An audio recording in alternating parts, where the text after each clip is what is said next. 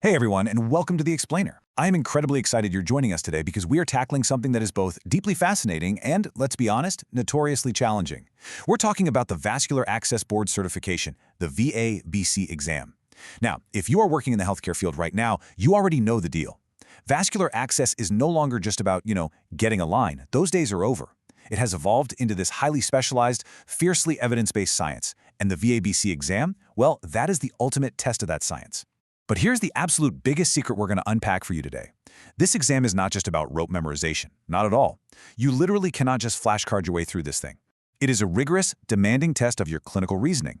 It requires you to think like a true specialist, kind of like a clinical detective who has to synthesize the patient's history, their anatomy, the pharmacology involved, and the specific device mechanics, all to solve some really complex access puzzles.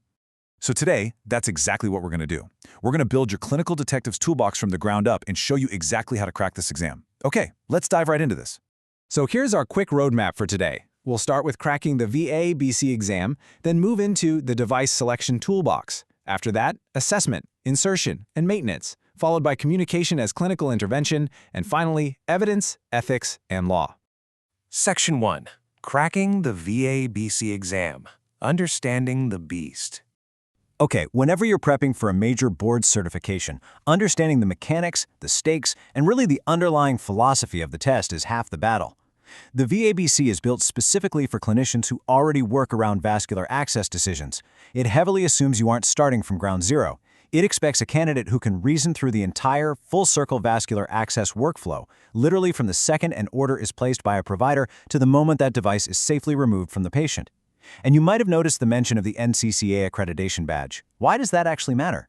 Well, achieving the VABC credential isn't just getting some participation certificate for showing up to a weekend workshop. No way. The National Commission for Certifying Agencies Accreditation signifies that the Vascular Access Certification Corporation, the VAC, adheres to the absolute highest national standards for establishing a valid, reliable, and secure certification process. This credential carries profound professional weight. When you have those letters after your name, it tells your colleagues, it tells your facility, and most importantly, it tells your patients that you possess specialized, strictly validated knowledge to protect them from harm. It's a multidisciplinary badge of honor, whether you're a nurse, a doctor, a respiratory therapist, or an educator. Let's break down the actual logistics you'll be facing. You're going to sit down and face exactly 150 multiple-choice questions. Out of those 150, 125 are scored and 25 are completely unscored pretest questions. They mix these randomly into the exam to evaluate them for future tests. Here's the kicker. You will have absolutely no idea which ones are real and which ones are the pretest questions, so you have to treat every single item as if your score depends on it. You have 2.5 hours for the whole thing. That's 150 minutes. The math on that is simple, but it's pretty unrelenting, right? You have exactly 1 minute per question. That means pacing is absolutely critical. You need to develop a strategy where you can answer the quick recognition items rapidly, so you can essentially bank that extra time for the complex, multi-layered patient scenario questions that are going to take a minute or two to digest. And your ultimate goal? You're aiming for a statistically equated scaled score of 90. Now listen closely. That is not a raw 90%. The scaled score ranges from 30 to 140, and it basically adjusts for the specific difficulty of the exact exam version you happen to receive that day. When we look at the exam blueprint, there is one massive section that jumps out. Domain 1, Clinical Knowledge and Application. This makes up a staggering 65% of the entire exam. This is the meat and potatoes. Patient assessment, device selection, insertion, maintenance, and troubleshooting. But please, whatever you do, do not ignore the other domains. Interpersonal communication makes up 15%, professional development and evidence-based practice is 10%, and legal and ethical considerations is another 10%. Here is a huge classic trap that candidates fall into all the time. They get super focused, they only study their favorite clinical tasks, like the mechanics of PICC insertions, and then they completely bomb the exam because they brushed off the legal, ethical, and communication questions. Just 10 scored items in these smaller domains can absolutely decide a close pass or fail result. You have to be a well-rounded specialist to conquer this beast.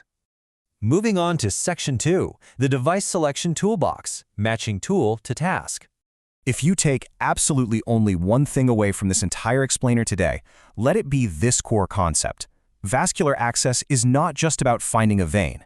It is about deciding whether that specific vein, that specific device, and that specific prescribed therapy actually belong together. It's about matching the exact right tool to the patient's specific job. To really grasp this, think of this vivid analogy, like pouring acid into a drinking straw.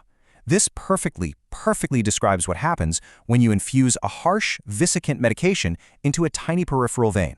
Peripheral veins, like the ones in your hand or your forearm, are small, they're superficial, and they have incredibly low, sluggish blood flow. They simply cannot handle harsh chemicals. And what does the exam define as harsh? They are very clear on this. We are talking about vesicants, continuous irritants, total parenteral nutrition, or TPN, any solutions with a pH below 5 or above 9, and anything with an osmolarity over 900 milliosmoles per liter. If you infuse those into a low-flow peripheral vein, you literally damage the endothelial wall of the vessel. That leads to phlebitis, terrible extravasation injuries, and even tissue necrosis. To give those harsh medications safely, you absolutely need the high rushing blood flow of the central circulation, like the superior vena cava, to instantly dilute those chemicals the second they leave the catheter tip. So let's mentally build out our decision matrix because you are going to be tested heavily on this. First, peripheral IVs, or PIVs. These are strictly for short-term, low-risk therapy. Think 72 to 96 hours for basic hydration or non-vesicant pain meds. Next up, we have midline catheters. These kind of bridge the gap. They are inserted in the upper arm, but they terminate before reaching the axilla, or the armpit area. They are fantastic for about 1 to 4 weeks of therapy, like a course of extended antibiotics. But remember, and this is crucial, they are still peripheral lines.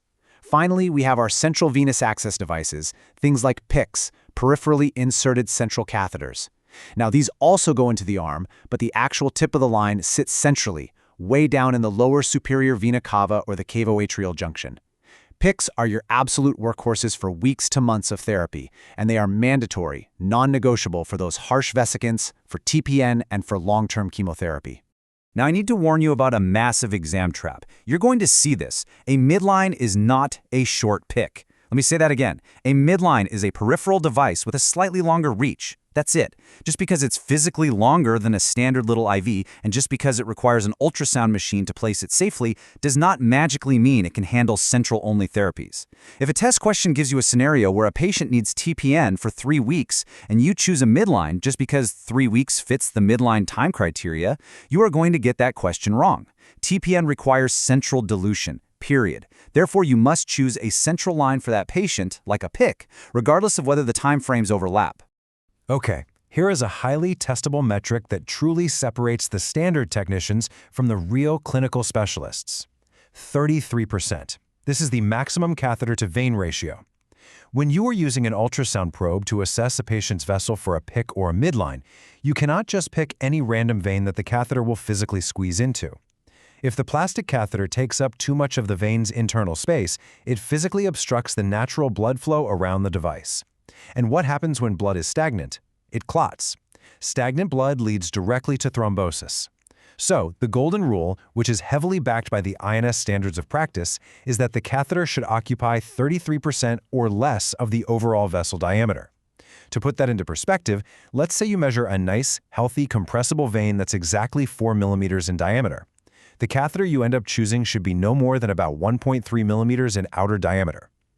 Understanding and applying this single calculation is absolutely crucial on the exam for preserving vessel health and reducing the risk of deep vein thrombosis.